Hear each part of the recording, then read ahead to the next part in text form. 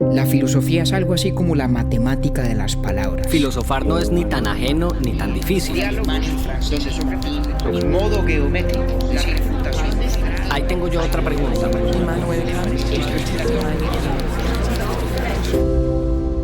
Urbi et Orbi, a la ciudad y al mundo.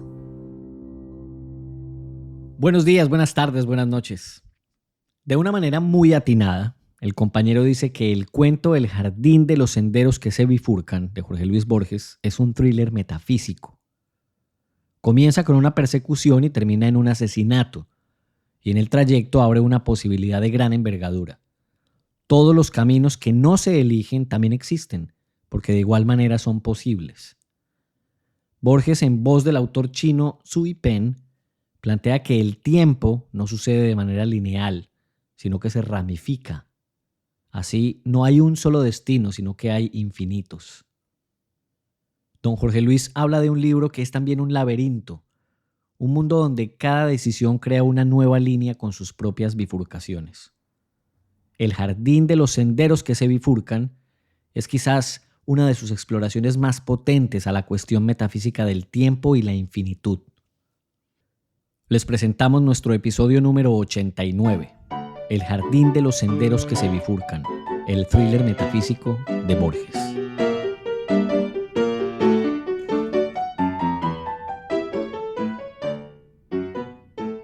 Compañero David Zuluaga, ¿cómo me le va? Bien, Octi, ¿qué más, hombre? Aquí juicioso leyendo a Borges. Qué delicia, ¿sí o no? Nuevamente. Sí, este es una buena para nosotros dos, sobre todo para mí, porque yo creo que usted lee Borges en su vida cotidiana, en su hábito normal de lectura. Pues, menos de Pienso lo yo. que quisiera y menos de lo que debería. Pero sí, Pero a veces. pero más de lo que yo lo hago. Yo en realidad leo a Borges cada que llego a episodio de Urbi y entonces ahí me quedo y leo un poquito más. Oiga, ¿será Pero que eso se me volvió y- como la disculpa para abrir el Borges esencial en ¿Y será cada que, temporada. será que a punta de futuras temporadas no terminó usted leyéndose completo el Borges esencial? Pues fíjese que yo estaba pensando algo parecido esta vez, porque yo decía, "Oh, vea ahí, sin querer queriendo y le voy dando al libro". Ah, bueno, de pronto. Sí. Vea, le tengo antes de arrancar izada de bandera de una vez, A ver, de un estudiante, un pelagato, un oyente muy querido y muy juicioso, se llama Vladimir Giraldo en Medellín. Entonces el man también se hizo toda la maratón y le gustan mucho nuestros episodios sobre el ocio, la amistad, la crianza y el homo faber. Y me causa curiosidad porque menciona el episodio del ocio al que volveremos esta temporada. E incluso también un poquito estaremos por ahí hablando del homo faber. Entonces, Sí. bueno, pues aquí saludamos a don Vladimir Giraldo en Medellín. Y de Vladimir, una vez le voy a tirar el dato inútil pero divertido, sin opinión alguna. Solamente para cuando ¿Suya usted o vaya mía? a Chicago. De ninguno de los dos. Ok. Solo para cuando usted o yo o alguno de nuestros oyentes vaya a Chicago, mínimo ahí hay alguno que nos escuche, que viva allá, para que se tire este dato así como digo yo en un cóctel. Yo no sé si usted sabía que la ciudad de Chicago le vendió los derechos de los parquímetros de la calle, de toda la ciudad, a Emiratos Árabes en 2008. Vea, pues no tenía ni idea. Y entonces Emiratos Árabes les pagó 1.100 millones de dólares por ese negocio. Hijo de pucha. Pero el problema es que la concesión dura 75 años. Entonces eso es una, como decimos por ahí en nuestra tierra, una vaca lechera que, que a precio de hoy da 150 millones al año. Entonces ahí como abuelo de pájaro por 75 años que dura la concesión hasta el 2083, a eso le van a sacar, ¿cuánto es que yo había hecho la cuenta? Como 11.200 millones de dólares. Hijo de pucha. Sí, lo que Entonces, pasa por es eso que le digo eso, tiene que traerlos a valor presente. Sí, pero por lo le digo es como que ahí le echo el dato para que rompa el hielo en una conversación. Imagínese usted buscando parqueadero desesperadamente en el centro de Chicago para Hay que darle entretener gracias a... al copiloto o al piloto y le dice, ve, ¿cómo te parece que tal cosa? Y ahí mientras usted echa el cuento, eso ahí sí va a producir alguna opinión. Uno nunca bueno. sabe cuándo le sirve un dato octaviano, uno nunca sabe. Ahí le dejo ese trompo en la uña, como dice otro de nuestros oyentes, Sebastián Restrepo en Bogotá. Ahora sí entremos a semejante laberinto, que es el jardín de los senderos que se bifurcan. Un cuento además que nosotros habíamos puesto a votar el semestre pasado y quedó de segundo, y en este lo volvimos a postular y quedó de primero. O sea, tiene fanaticada. Y tiene fanaticada por dos razones. Una, porque el cuento es espectacular, ¿cierto? Es bastante conocido. Y dos, como dice don Andrés Díaz, porque es difícil de entender. Entonces, de pronto aquí nos vamos a sentir acompañados en esa primera sensación, que al menos fue la mía también, igual que la de Andrés. Y es que es un cuento difícil de agarrar. Eso sí, una vez uno entra, la cosa se pone divertida como siempre con Borges, ¿no? Hombre, es un espectáculo este cuento. Yo quedé muy contento de que ganara la encuesta aunque todos me habrían dejado satisfecho. Eso no tiene presa mala. No tiene presa mala. Como es costumbre, cuando se trata de nuestros capítulos sobre Borges, vale la pena insistir. No hay nada mejor que leerlo a él. Sí. Es incomparable, es insuperable respecto de cualquier diálogo que podamos tener usted y yo acerca de su obra. Pero además, seguramente esta conversación que estamos teniendo ahora tendrá muy poco sentido para quien la escuche sin haber leído el cuento. Entonces, como de costumbre, nuestra sugerencia, además porque vienen todo tipo de spoilers, es que el que no lo haya hecho ponga pausa, vaya, lo busque en internet o mejor en un libro, lo lea un ratico, los 15 minutos o 20 minutos que se tardará leyéndolo y luego vuelve a seguir escuchando este capítulo, ¿cierto? Está buena la propuesta, sí, tiene mucho sentido. Hecha esa salvedad, Octi, pues empezamos pero por que lo... no les olvide volver por acá, pues, en todo caso. No, claro, ¿no? Bueno, vuelven total. Sí. Y bueno, sería muy interesante el experimento y maravilloso que nos lo compartieran los que así quieran hacerlo por Instagram, por el correo o como sea.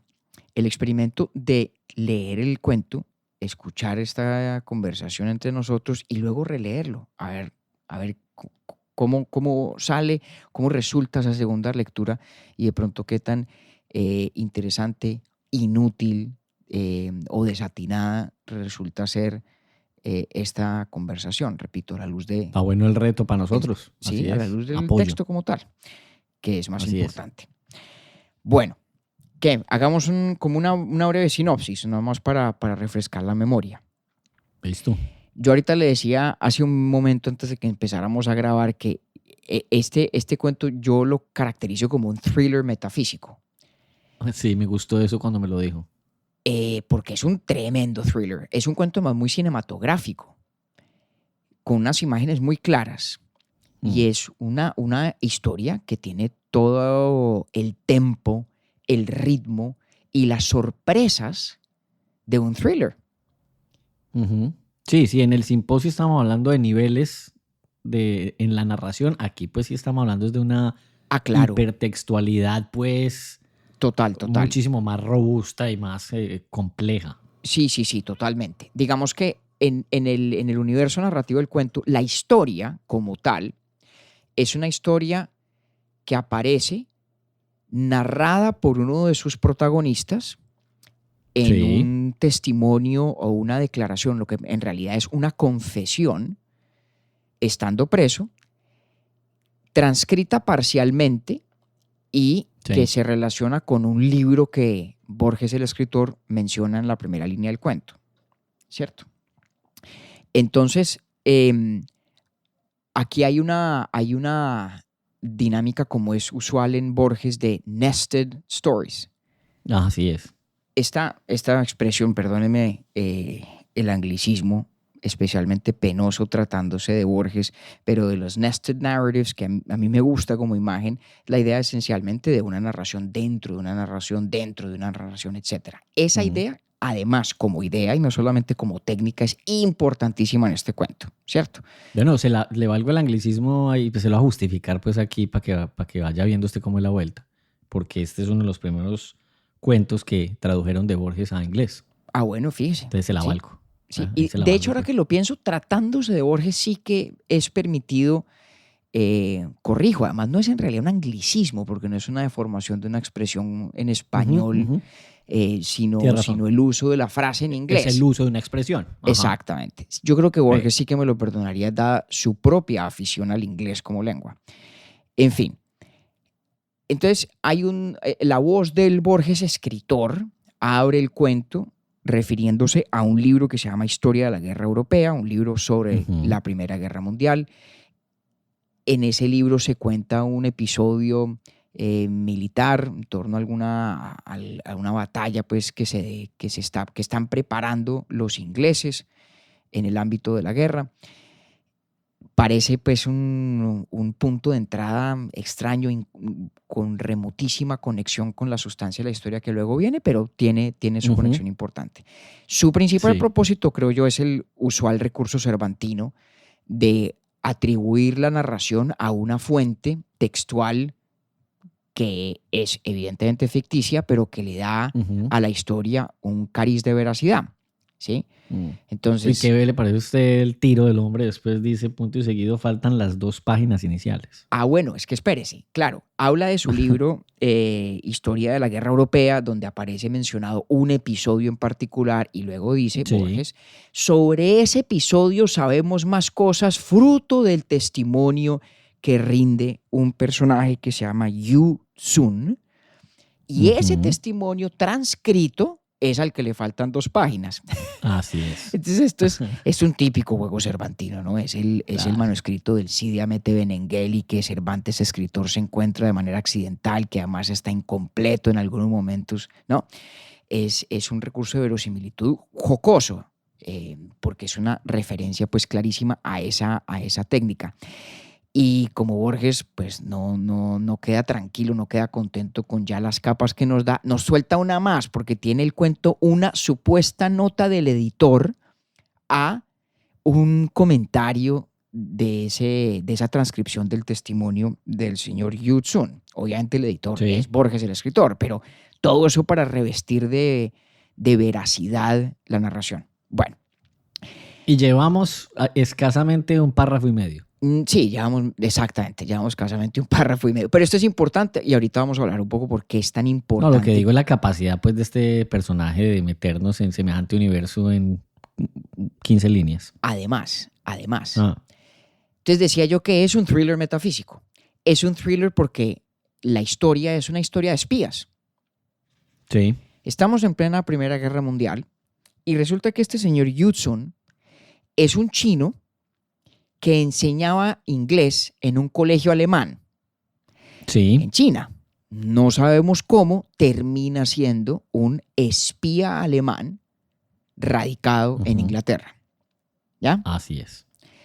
Sí. Y a este tipo, un oficial irlandés lo descubre y lo va a matar, porque pues este es un espía alemán y lo va a matar. Y la narración, el centro de la narración, es lo que hace el señor Yu Sun a partir del momento en que se entera de que lo van a matar, de que lo va a matar. De que Richard Madden es el que lo está persiguiendo. Que el señor Richard Madden, el oficial irlandés, lo está persiguiendo y lo va a matar. Y el tipo toma una decisión. No sabemos muy bien en qué consiste la decisión del plan que va a ejecutar en su calidad de espía alemán, hasta que nos va informando de que su propósito es comunicarle, transmitirle a las autoridades alemanas, a su handler, como se dice en inglés, ¿cierto? Al que administra al espía, a su contacto oficial, comunicarle a esta persona la locación exacta de una concentración militar de los ingleses, precisamente sobre la cual versa esa historia de la guerra europea con que arranca el cuento.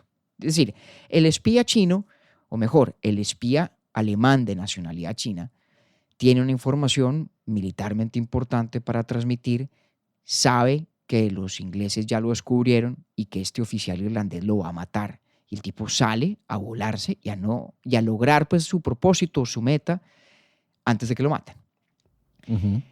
Muy bien. El tipo toma un tren, se va a un pueblo.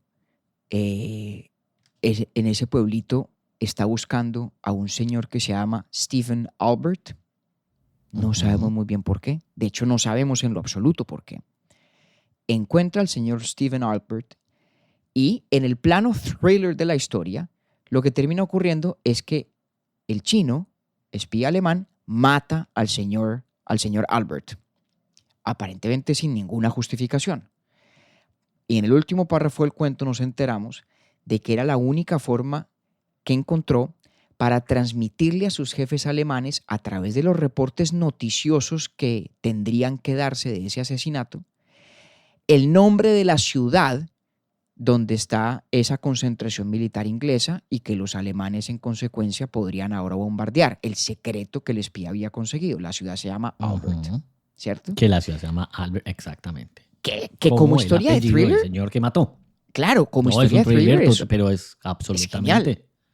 Sí. No, es buenísima. Es una película, como lo habíamos hablado ahorita. Totalmente cinematográfico. Imagínense, un chino que es espía alemán en Inglaterra en la Primera Guerra Mundial.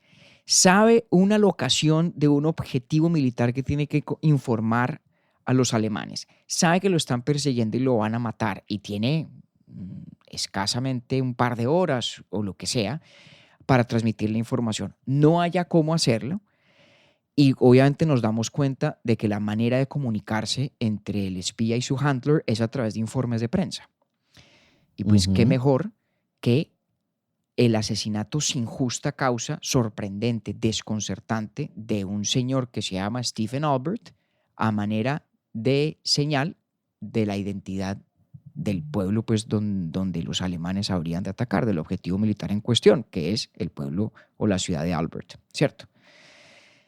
Ese es el plano thriller. Stephen Albert, era un sinólogo, un experto en China y además conocedor de la obra del bisabuelo de Xu Pen. Exactamente. Perdón, mi chino es complicado. Exactamente. Del abuelo de Yu Tsun. De Yu Tsun. De Yu Tsun, el bisabuelo es Xu Pen. Exactamente. Ajá, sí. Y Stephen Albert es conocedor de la obra de ese señor. Entonces ya vamos exactamente. Entonces, plano thriller, una historia de espías, donde se transmite un mensaje de importancia militar por vía de un asesinato en apariencia totalmente injustificado y que por eso mismo aparece reportado en la prensa, que es lo que hace posible transmitir lo que el propio Yu Tsun describe como el secreto. Bueno, segundo plano de la historia es exactamente lo que usted está diciendo, que es la conexión inesperada, insospechada entre los dos protagonistas, que son Stephen Albert, la víctima, y Yu Tsun, el espía. Yu Tsun. La conexión es que el señor Stephen Albert es sinólogo, es decir, experto en estudios chinos. Y este señor, en medio de sus estudios, una de las cosas que conoce, usted ya lo ha dicho, es la obra del bisabuelo de Yu Tsun. La obra del bisabuelo de Yu Tsun es una novela. El bisabuelo de Yu Tsun era gobernador de una provincia, renuncia al gobierno y a las comodidades de la vida, incluso a la vida familiar misma, para retirarse en un espacio de soledad durante 13 años, según se contaba y según él parece haber dicho, con dos propósitos: el de escribir un libro, una novela, y el de construir un laberinto. Y el señor Steve, entonces la historia de la familia de Yu Tsun y de la gente que conoce del personaje Xu Pen es que quedó una novela que es un desastre, que es un caos, absolutamente incoherente, y que el laberinto nunca lo pudieron encontrar, ¿cierto? Sí. Y el señor Stephen Albert, experto en estudios chinos, como sinólogo que es, se da cuenta que esas dos obras son una misma y que el señor Xu Pen lo que escribió fue un libro laberinto que se llama El jardín de senderos que se bifurcan. La novela del bisabuelo de Yu Tsun no es un caos, es un laberinto que nadie había sabido entender como tal. La gente simplemente no había caído en la cuenta de que los dos propósitos que se había trazado Xu Pen los realizó, los llevó a término en una única obra, que es un libro y es un laberinto. Y aquí empieza el plano metafísico de este cuento, Octi. Ujú. Porque el cuento es un libro laberinto, como es la obra libro laberíntica. De la que hablan. Exactamente. El cuento es un espejo de sí mismo y en mi concepto es la noción central del jardín de senderos que se bifurcan es el espejo. Y le voy a decir por qué. Tengo varios argumentos. A ver. Primer argumento. Stephen Adler y Yu Tsun son el reflejo el uno del otro. Yu Tsun es un chino que es profesor de inglés. Stephen Albert es un inglés que es estudioso de los chinos, que es sinólogo. Ajá. Y el Chévere. único vínculo que tienen en el ámbito narrativo del cuento es su absolutamente accidental conexión con los alemanes. Albert como vehículo de información y Yu Tsun como espía. Y está muy claro en la novela que Yu Tsun no tiene ningún sentido de particular lealtad hacia los alemanes y que de hecho la misión que se traza no está alentada por fines, digamos, patrióticos o de lealtad respecto a los alemanes. Nunca terminamos de saber muy bien cómo es que termina siendo espía alemán. Pero no es por particularmente profunda convicción. Pero esos dos personajes son el uno reflejo del otro. Qué bacano eso. No lo había visto. Me encantó. ¿Cómo el cuento es reflejo de la historia de Sui Pen? Sí. Toda la estructura de este cuento tiene ese carácter de espejo. Segundo argumento, Octi. Stephen Albert dice que la esencia o el tema de la novela de Sui Pen, que es el jardín de senderos que se bifurca, ¿cuál es el tema? El tema es el tiempo. Y dice dos cosas para explicar esa noción. La primera, su explicación del aparente caos de la novela. Lo que ocurre en la novela, su aparente incoherencia está dada por el hecho de que el texto explora todas las posibles ramificaciones temporales de los sucesos narrativos. Sí, todos los posibles desarrollos, esos desarrollos narrativos suceden simultáneamente. Es correcto, exactamente. La novela es una especie de multiverso, como algunos físicos en efecto creen que es la naturaleza del cosmos.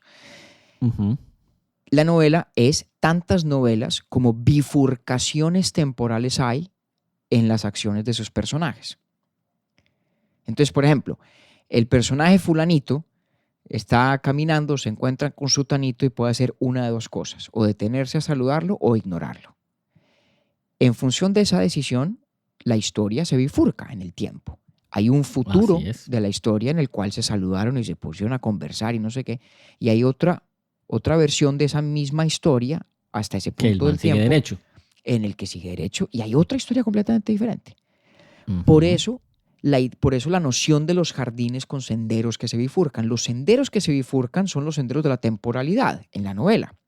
Cada instante del presente puede conducir a cualquier cantidad de ramificaciones en el porvenir. De hecho, hablar de una bifurcación es una gran simplificación, porque supone que cada acción en realidad solamente tiene una alternativa relevante. Y ahí le dan una pauta, ¿no? Que eche siempre para un lado.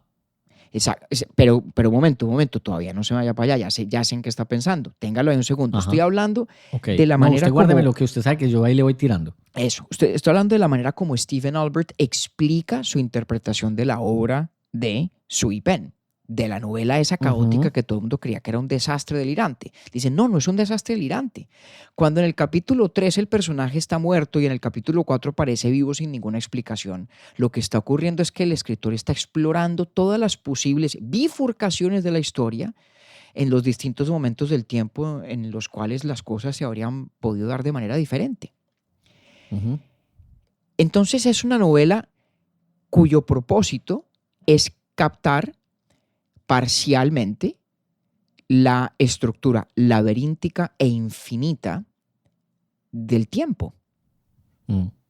¿Ya? O sea, aquí no se habla de la linealidad del tiempo, sino de todo lo contrario. Todos los futuros posibles coexisten. podríamos llamar la explosión de las posibilidades. En cada instante del presente, todo el pasado puede ramificarse, abrirse en un ramillete de posibilidades caracterizado por tantas opciones como en el presente hay. Y Así es, que cada uno de determinan esos una u otra ramilletes, cosa. exacto, y cada uno de esos ramilletes a su vez aflorará en el siguiente, entre comillas, instante del tiempo. Ujú. Entonces, con mucho tino, con mucha precisión, Stephen Albert describe el libro, describe la novela, diciendo que es una imagen incompleta pero no falsa del tiempo en su infinitud. ¿Por qué incompleta? Tremendo. Porque la novela es un objeto finito. La Ujú. novela no puede, es físicamente imposible que capte la infinitud de posibilidades del tiempo, pero sí transmite la noción de esa infinitud. Por eso es una imagen incompleta pero no falsa. Entonces, vuelvo a lo que estaba diciendo. Para Stephen Albert, la explicación de la novela está dada, uno, por esa interpretación de su contenido. Lo que parece caos y contradicción es en realidad la exploración de todas las formas paralelas del futuro respecto de cualquier punto del presente. Los jardines con senderos que se bifurcan son momentos del tiempo. La bifurcación no es física, es temporal. Y por lo tanto el tema de la novela es el tiempo en su infinitud. Y el segundo argumento que da Adler, ¿sí?, es el argumento de la omisión de la palabra tiempo en la novela. ¿Se acuerda de ese detalle? Me acuerdo perfectamente. Dice, una de las cosas que más claramente indica que el tema de la novela es el tiempo es que es la única palabra que evita al autor con absoluta intención y deliberación. Exactamente. Exacto. Y dice que es una observación, a mi juicio, brillante. Dice, oiga, qué mejor manera de subrayar la importancia del tiempo que su conspicua ausencia, cuando es el corazón y el núcleo de la idea misma de la novela. Y yo me atrevo a echar mano de ese argumento para el caso de los espejos. Y le voy a decir por qué me parece tan clara esa alusión. Hay una forma de la infinitud de un libro, ¿sí? Una manera de un libro ser infinito es física. Stephen Albert en algún momento la contempla y es un libro cuya primera página cuya última página se convierta en la primera porque tiene forma circular, ¿sí? Ujú. No tiene portadas. Esa es una forma física de la infinitud de un libro, en el De la sentido infinitud. de que puede proseguir en ciclo perpetuo de autorrepetición sin parar. Luego hay una, digamos, infinitud simbólica o una infinitud representada, que es la que yo le atribuiría a la novela de Tsui Pen. La novela de Tsui Pen no es infinita en el sentido de que explore todas las posibles ramificaciones del futuro narrativo. No puede, es imposible. Los senderos, en su caso, se bifurcan, cuando podrían pentafurcarse. Podrían cada instante del presente convertirse en 5 futuros distintos y no en 2. Y obviamente, repito, desde el punto de vista físico es imposible agotar todos esos futuros posibles. Pero hay otra forma de la infinitud, que es la perpetua autorrecurrencia. Piensa en esta imagen, Octi. Usted coge un espejo y lo pone enfrente de otro. ¿Y qué pasa? Sí.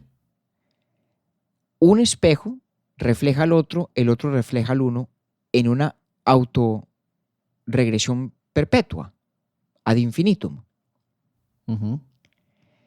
Ese, creo yo, es el tipo de infinitud que representa el cuento de Borges. Ok.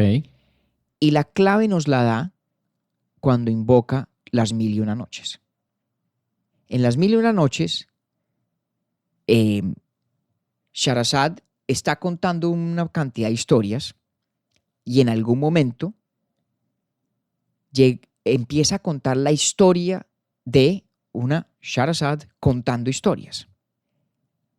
En ese segundo nivel podría usted perfectamente insertar otra Sherazade que cuenta historias y así sucesivamente, en recursión infinita. ¿Ya? Sí.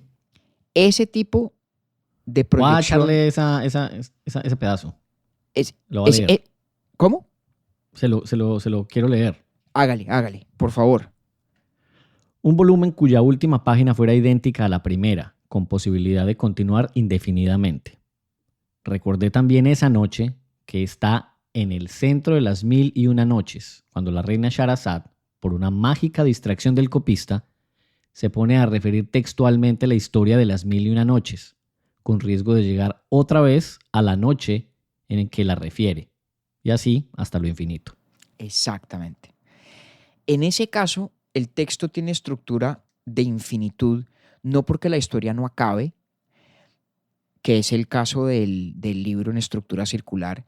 Y déjeme No porque- leerle una cosa que es muy afín a nosotros, Señor, que es justo ahí seguido, y dice: imaginé también una obra platónica, hereditaria, transmitida de padre a hijo, en la que cada nuevo individuo agregara un capítulo o corrigiera con piadoso cuidado la página de los mayores.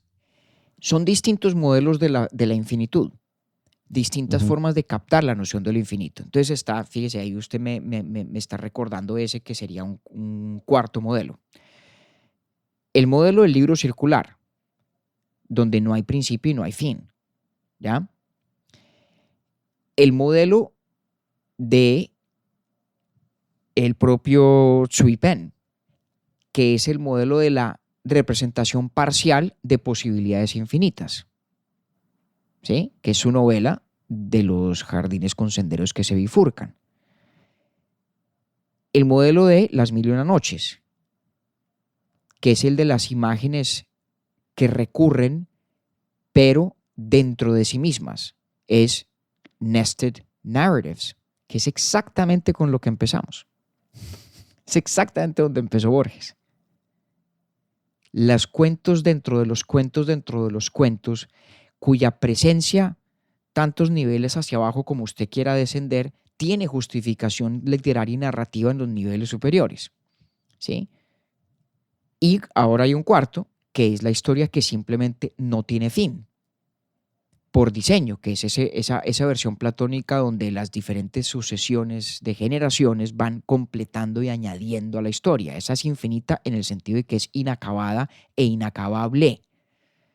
Fíjese que son formas muy diferentes de representar el carácter infinito o el carácter del infinito en un vehículo narrativo o literario que inevitablemente es finito en algunas dimensiones.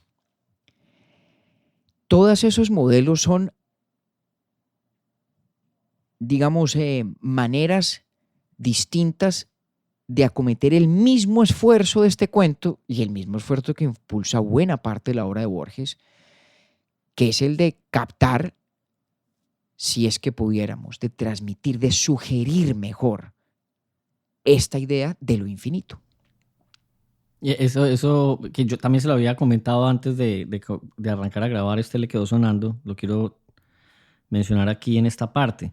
Y es como, por casualidad, porque no lo pensamos así, en varios de los episodios que hemos hecho nosotros de Borges en las temporadas anteriores, hemos explorado una forma más de ese rasgo suyo en escribir. Entonces, por ejemplo, acabamos de hacer en la temporada pasada la Biblioteca de Babel. ¿Ahí qué era? Era la condensación de todos los libros posibles. Hicimos el Aleph. El Aleph era un punto en el espacio desde donde pueden ver todos los lugares del mundo. Sí. Hicimos Funes el Memorioso, que era todos los recuerdos posibles. Tantos, que eran todos, que ni siquiera podía pensar el pobre Funes. Y aquí ahora estamos en todas las formas de tiempo que coexisten. Total. Eso es muy bacano. Me pareció como... pero además yo no me había percatado de eso en los anteriores. Fue en precisamente porque el tema es el tiempo, que se me pasó por delante esa reflexión. Es que es la gran obsesión borgiana. La gran obsesión de la imaginación borgiana es eso. Es la idea del infinito, sobre todo de la infinitud del tiempo, y nuestra incapacidad de aprehender el infinito, incapacidad que no nos detiene en nuestros intentos de acercarnos a Él, de tratar de plasmarlo de una forma u otra, de destilar algo de su esencia. Por eso a mí me parece tan importante la caracterización que hace Stephen Albert de la obra de Tsui Pen, de la novela del Jardín de los Senderos que se bifurcan, cuando dice que es una imagen incompleta pero no falsa del infinito. Sí.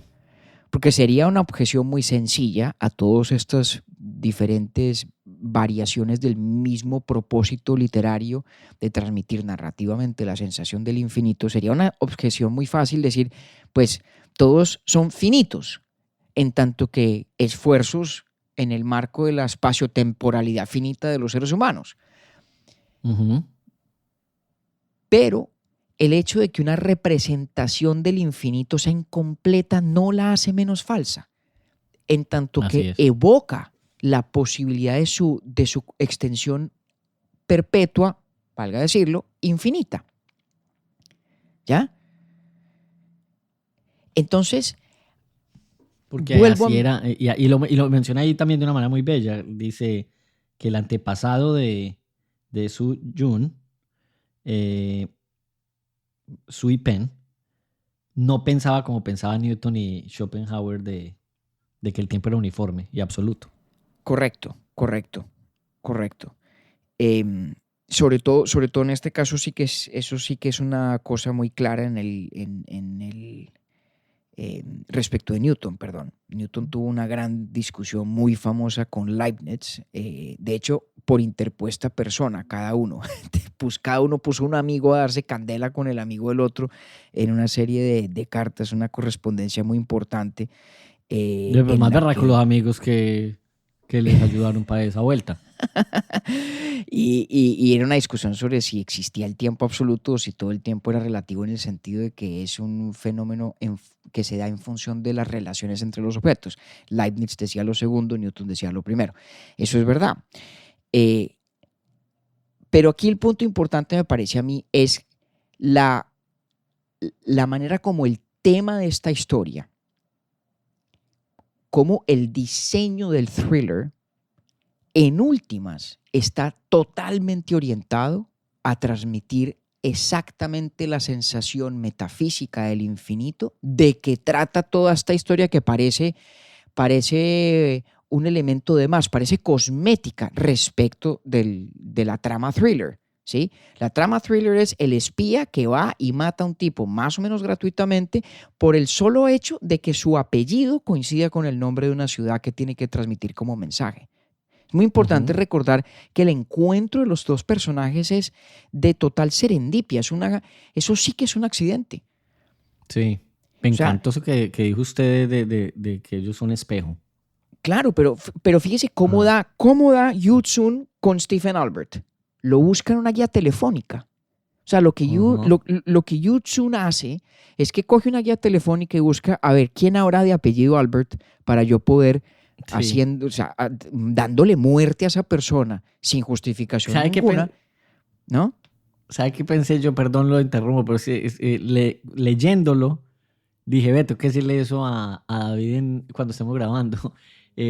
En lo que caprichosamente pensé, o sea, que a mí me gusta pensar caprichosamente cosas e imaginarme así como este man cosas por ahí, no al nivel de elaboración, pero cuando leí ese pedazo dije, pucha, Paul Auster tuvo que haber leído a Borges y este cuento con toda seguridad, pues.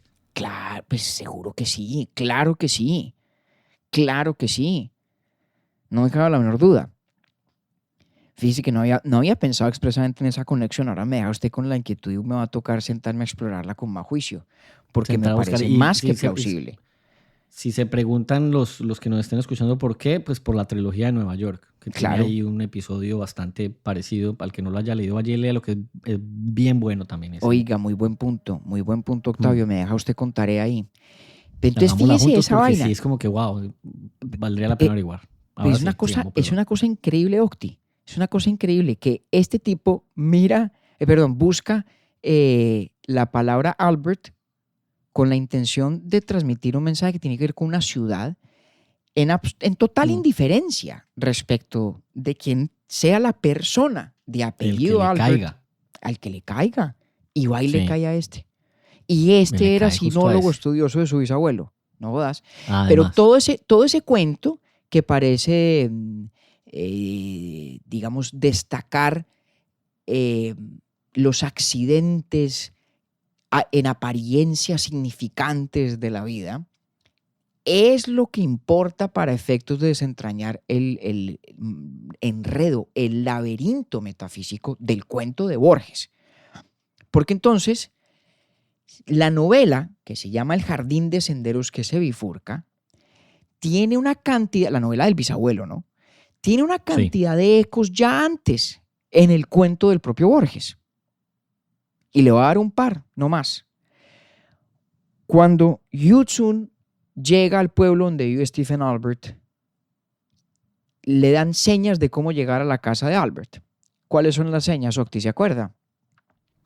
No. Le dice, usted siga este camino y siempre que se parta el camino, coja para mano izquierda. ¿Qué tal? ¿Qué hola yo? Si se lo mencioné ahorita más temprano. Usted me lo mencionó, exacto. No, ¿sabe qué? Es que me cogió distraído porque estaba buscando un pedazo del cuento para tenerlo Busque. Pero eso es decir... Pero sí, claro, era ese.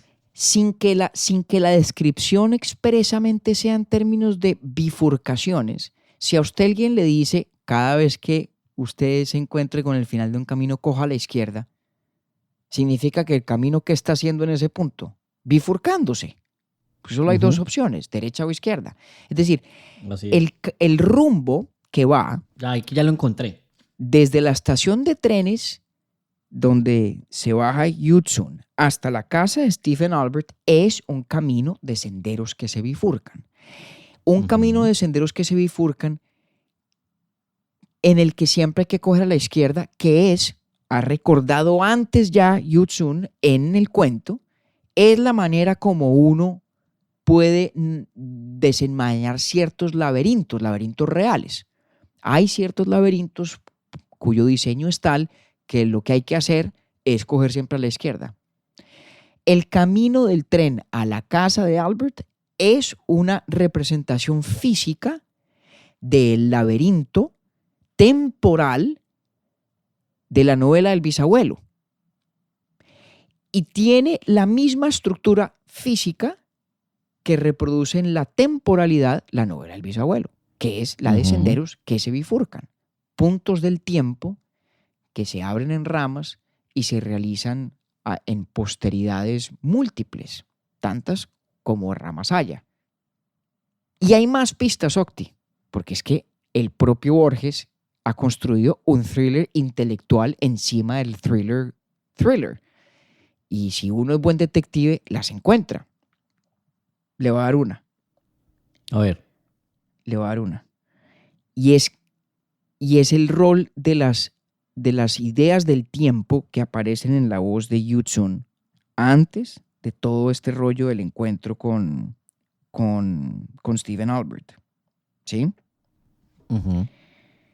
En algún punto del cuento, de hecho, ya me acuerdo exactamente en cuál punto, cuando Yu-Tsun se da cuenta que lo van a matar, se entera de que este irlandés que lo está buscando lo va a matar, hay una breve reflexión sobre el tiempo. Y dice, después reflexioné que todas las cosas le suceden a uno precisamente ahora. Siglos de siglos y solo en el presente ocurren los hechos.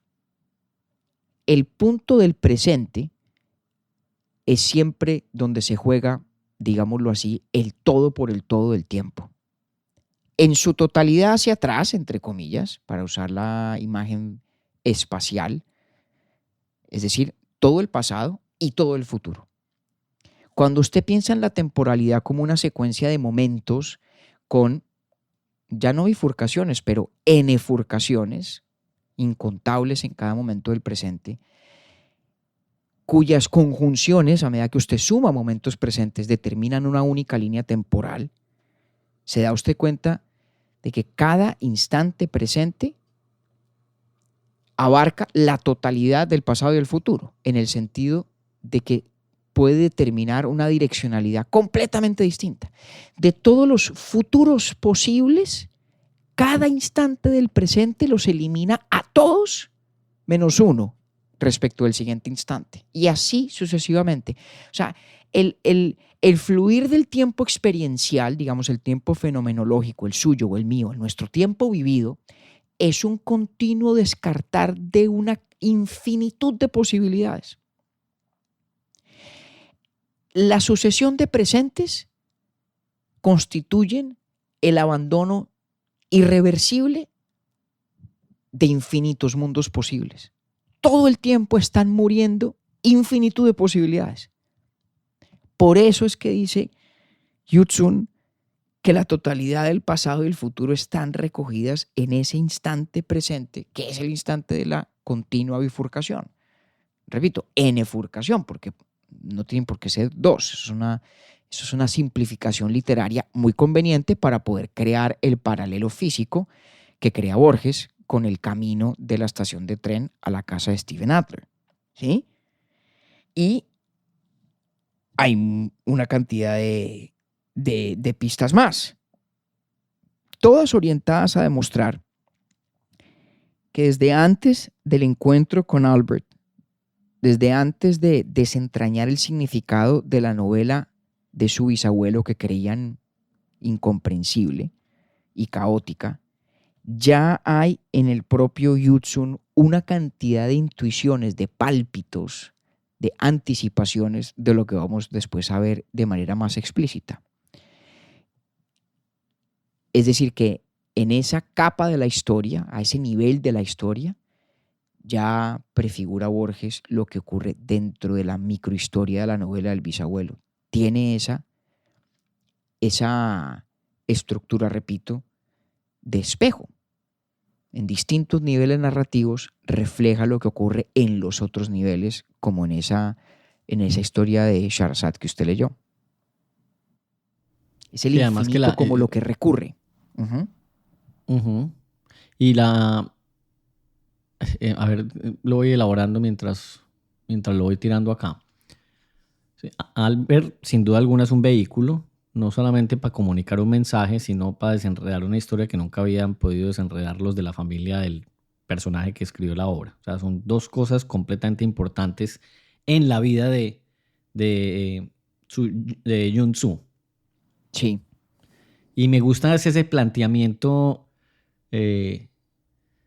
casi que poético de en ese entramado de mundos y posibilidades distintas e infinitas, el azar pareciera que es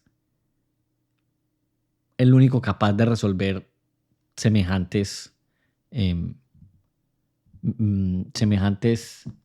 no son acertijos, ayúdeme usted. Pues la única palabra que podemos usar, laberintos. Bueno, sí. La única que nos cabe. Bueno, tal cual como el tiempo que estaba respirando en la historia y no lo veían ellos, pues yo tampoco estaba viendo la palabra más obvia que era laberintos. ¿Quiere que le tire otro detalle? Sí. Sabroso, delicioso. Stephen Albert, sin saberlo, es un espejo, un reflejo de Tsui Pen, del bisabuelo. El bisabuelo es un estudioso, un intelectual, como era Stephen Albert. Sí. Y al bisabuelo lo asesinó un forastero. Ah, sí, señor. Como asesina un forastero a Stephen Albert. Ah, Stephen Albert. ¿Qué forastero? El bisnieto de aquel cuya obra estudiaba el Stephen Albert mismísimo. Entre los tres, que están en distintos niveles de la narración. Tsui Pen está, digamos, en un nivel inferior, porque están narrándolo a él. Él no vive en el mismo plano narrativo de Stephen Albert y de Yu-Tsung. No es un personaje a la par de ellos. Es un personaje de una narración que ocurre dentro de la narración entre esos dos. Y hay una relación de reflejo, de espejo ahí también. Stephen Albert es un reflejo del hombre que lo asesina y es un reflejo del hombre también asesinado que es bisabuelo de su propio asesino. Tremendo. Es que es una vaina muy berraca. Mm. Y hay más, Octavio, hay más. Pero además encapsular todo eso más arriba, que es donde arranca, que es algo que aparentemente no tiene nada que ver. Y es el libro que ya Borges, el escritor, cita la historia de la guerra europea. Ah, sí. Además, no podemos, yo creo, Octi, Es prueba fehaciente de aquello que plantea en el cuento, como usted ya lo ha dicho. exactamente, Esa estructura laberíntica es la que prueba que aquello que hablaba Sui Pen, pues es probable. exactamente. Le decía que me parece que no podemos dejar de mencionar una frase que ocurre 2 veces en el texto de Borges, que es la frase que dice Stephen Albert le permitió darse cuenta de que los 2 proyectos de Sui Pen eran uno solo, el proyecto de escribir una novela y el proyecto de escribir y de construir un laberinto, ¿cierto? Un laberinto. Que arrancamos contando que en la familia y en la tradición se pensaba que Pensaban la que eran novela dos había cosas. sido, exacto, que habían Ujú. sido un desastre y que el laberinto nunca lo hizo. Ujú. Y cuenta Stephen Albert que lo que le cambió el chip, lo que le abrió la posibilidad de que fueran 2 descripciones de una misma cosa, es una nota que dejó precisamente el mismísimo Sui Pen, una nota escrita que dejó el autor de la novela Laberinto. La nota dice: dejo a los varios porvenires, no a todos, mi jardín de senderos que se bifurcan. Por eso es que sabemos que la novela se llama así, o mejor, por eso es que Stephen Albert se refiere a la novela como El jardín de senderos que se bifurcan, Ajá. porque así se refiere a ella el propio autor en esta nota. Dejo a los varios porvenires, no a todos, mi jardín de senderos que se bifurcan.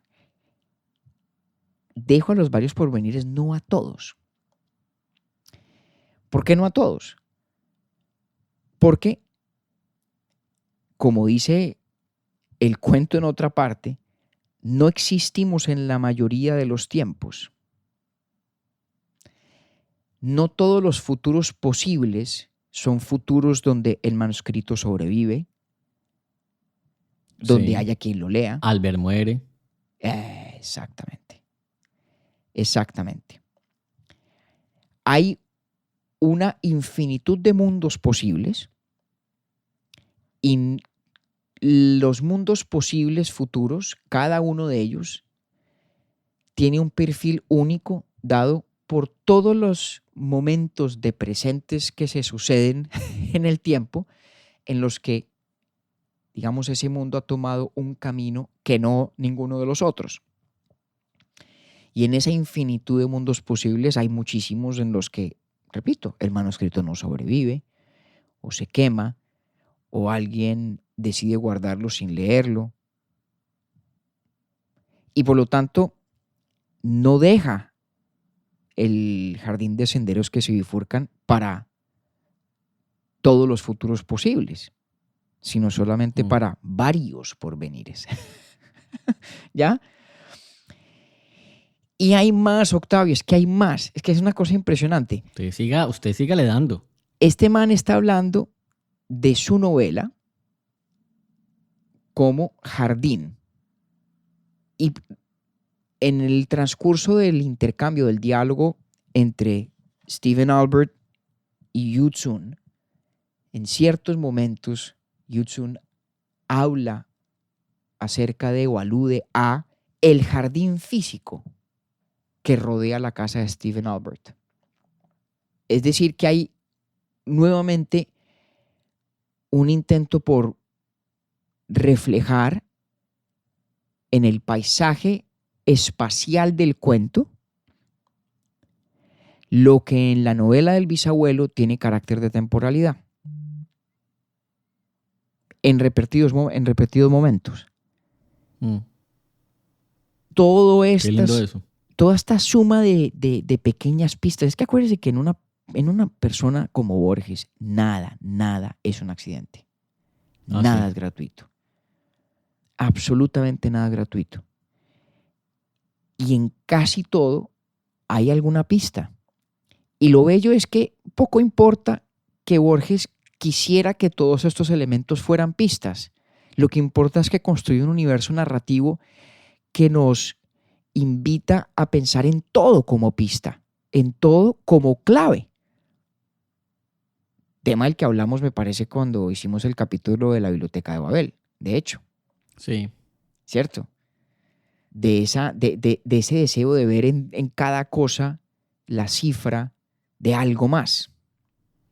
Pues Y es es que en la inevitable. biblioteca de Babel estaría, pero no textualmente. Claro que textualmente estaría la novela, El jardín de los senderos que se bifurcan, pero esa es la más fácil. Estarían todas las combinaciones posibles de que habla Tsui Pen, Ah, sí, claro, en la Biblioteca de Babel sí que es la cabrían. tesis pues de la biblioteca de Babel. Ajá. Claro, en la Biblioteca de Babel sí cabrían. Bueno, aunque fíjese que aquí hay un reto, en la medida en que el contenido de la Biblioteca de Babel no aumenta en el tiempo, ninguna de las versiones de la novela de Tsui Pen No podría... podría evolucionar, Exactamente. Y por lo tanto pero ya estaría estaría.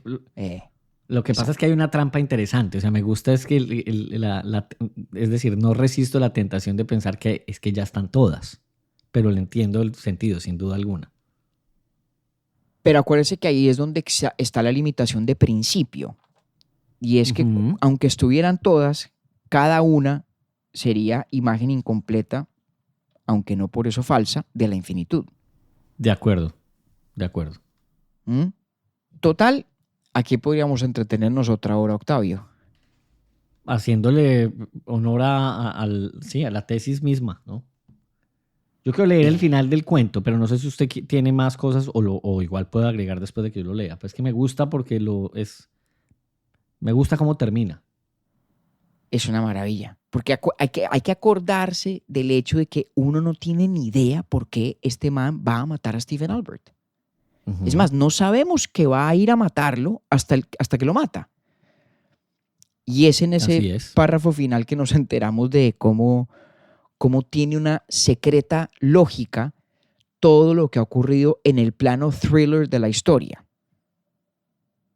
Léalo usted. Y cerramos con eso. Y no está bien agotar, no está bien pretender o siquiera aspirar a agotar un laberinto literario infinito sobre la infinitud de los laberintos literarios. Mal haríamos. O sea que termine usted leyendo ese final, Octi. Pero es que yo difiero un poquito con aquello que usted planteaba al inicio o que plantea en cada inicio de cada episodio de Borges. Claro que hay una forma y es leer primero el cuento y después venirse para acá. Pero me parece que a la inversa también funciona bien, sobre todo a quien no le importan los spoilers, porque por ejemplo a mí no me preocupan en absoluto. Bueno, eso sí, pues le queda al arbitrio a cada uno. No, el árbitro quedó al principio, aquí ya estuvo. El que no le hizo caso aquí ya llegó haciendo Sí, la el que trampa. ya llegó Pues. hasta acá ya se jodió. Ya. Sí, ahí ya no Está hay bien. árbitro. Vea, pues entonces termina así. Disparé con sumo cuidado. Albert se desplomó sin una queja inmediatamente. Yo juro que su muerte fue instantánea, una fulminación. Lo demás es irreal, insignificante. Madden irrumpió, me arrestó. He sido condenado a la horca. Abominablemente he vencido. He comunicado a Berlín el secreto nombre de la ciudad que deben atacar. Ayer la bombardearon. Lo leí en los mismos periódicos que propusieron a Inglaterra el enigma de que el sabio sinólogo Stephen Albert muriera asesinado por un desconocido, Yu Tsun. El jefe ha descifrado ese enigma.